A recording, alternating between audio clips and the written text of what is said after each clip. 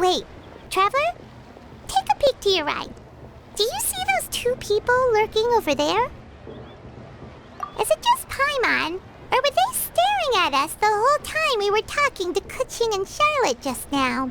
They seem fishy. Huh. Well, yes, but something's up. Paimon just has a bad feeling. Do you think they could be treasure hoarders? They always seem to be stirring up trouble during Lantern Rite. Oh, Paimon's sick of waiting around for something bad to happen. We should strike first, you know. Foil their plans before they even begin. You go right, Paimon will go left. Oh. It is with such an air of urgency that you appear before us. Your comportment suggests you believe us to have committed some heinous crime. Perhaps you could enlighten us as to your intentions.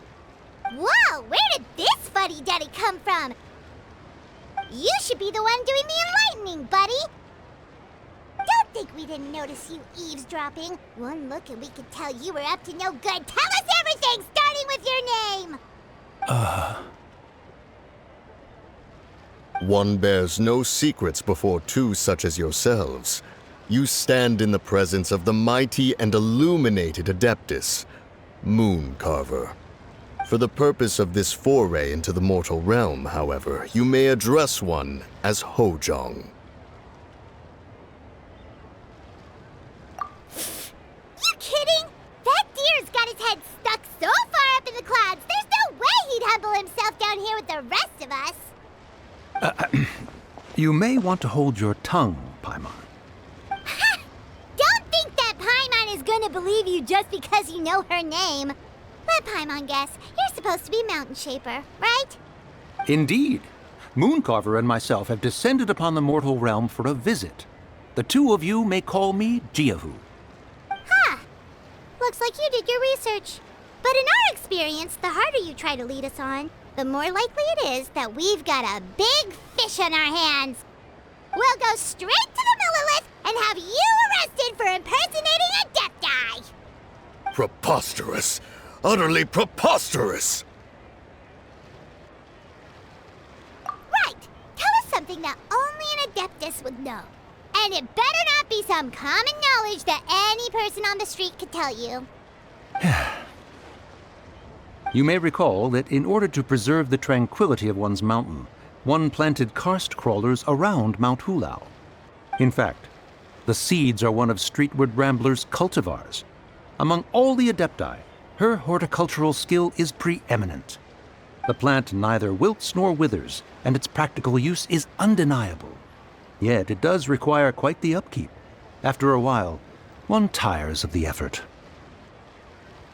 Thus, one had no choice but to foray into town to inquire from Streetward Rambler a gentler and more easily managed variety. On your way, you were accosted by a group of youths, and without revealing your true form, were unable to extricate yourself of their presence.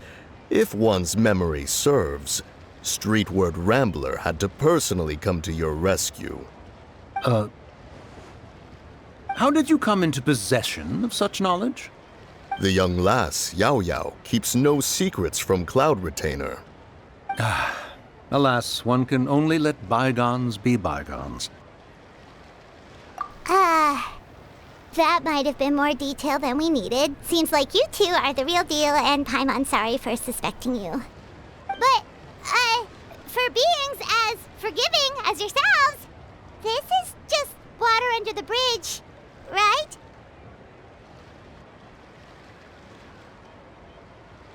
You indeed have an agile mind.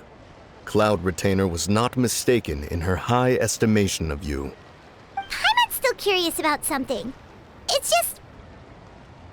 Paimon can understand why Mountain Shaper is here, but why did you decide to come to the city, Mooncarver? It's not really your thing, is it? It is but an inevitable eventuality. Long have the mountains remained strangely idle since Cloud Retainer's move to Liyue Harbor. With Lantern Rite near at hand, One would expect Cloud Retainer to provide us with an account of the festivities in advance. Yet to this day, she has failed to appear. Cloud Retainer is hardly the forgetful sort. One must never rest idle in the face of that which demands action.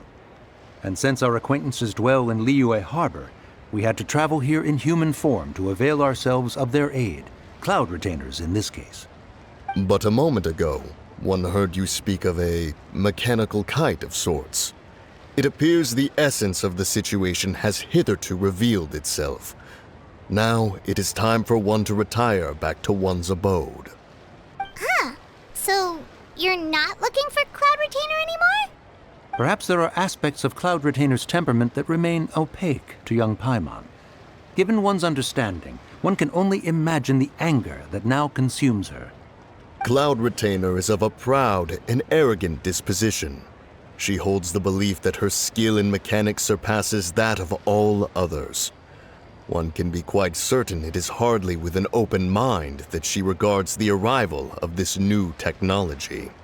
One surmises that she has shut herself away, refused all company, and buried herself in the study of her own creations. To call on her would only invite her rebuke. However, if you do happen to cross paths with her over the next few days, do pass along one's regards. Sure, leave it to us. Have a safe trip back, enjoy the scenery, and happy Lantern Rite! Thank you for your kind words. We shall now depart. We got all worked up for nothing, huh? All that trouble and it turned out to be people we knew all along. Well, it's still pretty early. Let's head over and check out the kite stalls. Paimon wants to see what kinds of kites we can buy to use in the competition. The bigger and prettier the